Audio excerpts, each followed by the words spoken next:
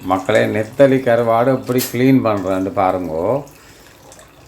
நல்ல சுடு தண்ணி ஊற்றி கருவாட்டுக்குள்ளே நல்ல சுடு தண்ணி ஊற்றினா தான் அதில் கிடக்கிற ஒரு 2 மினிட்ஸ் விட்டுறணும். அப்படியே ஒரு 2 மினிட்ஸ் விட்டால் தான். நான் கருவாடு சாப்பிட்றது இல்லை, நான் சாப்பிட்றது. அப்போ அந்த மண் போடுறதுக்காண்டி சுடு தண்ணி விட்டு கழுவணும். இப்போ விட்டு 2 மினிட்ஸ் ஊற விடுங்க.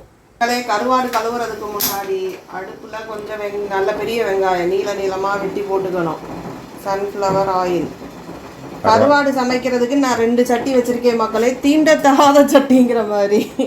அந்த சட்டியில் நான் என்னோட சாப்பாடு சமைக்க மாட்டேன். ஆச்சாரம் மாதிரி இந்த ஒரு 2 சட்டி வச்சிருக்கேன், பார்க்கவே கேவலமா இருக்கும். அந்த சட்டியில தான் நான் கருவாடு சமைப்பேன். இப்ப கருவாடு கழுவ போறேன். கைக்கு கிளவுஸ் போட்டா நல்லது.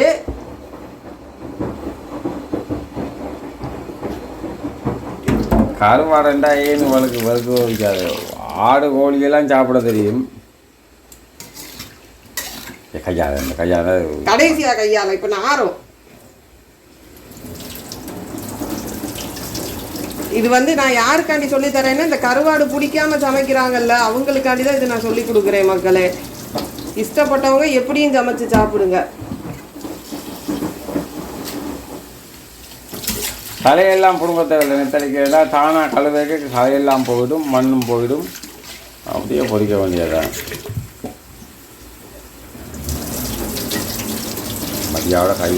அது கடைசியா இப்ப இருக்கிற ரொம்ப நேரம் கையில கழுவுனா கையில நாத்தமா இருக்கும் மக்களே. அது கடைசி தண்ணி.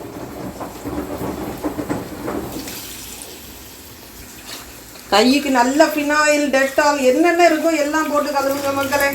கருவாட்டுக்கு போட்டு கழுவிடாங்க, ஆட்டோ சேர்த்து போடும்.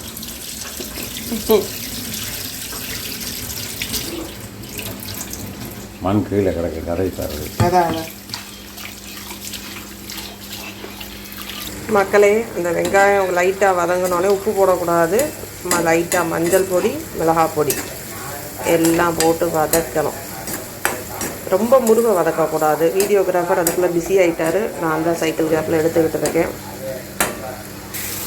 இப்போது நம்மளோட கருவாடு நல்லா கழுவி வச்சுருந்த கருவாடை போட்டு இதோட மிக்ஸ் பண்ணி,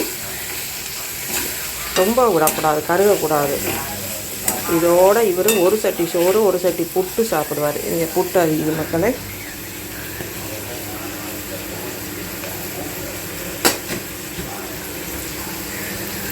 ஸோ ஃபைனலாக நம்மளோட கருவாட்டு பொரியல் ரெடி. ரொம்ப முருகக்கூடாது, நல்லா இருக்காது. ஓகே மக்களே, பாய்.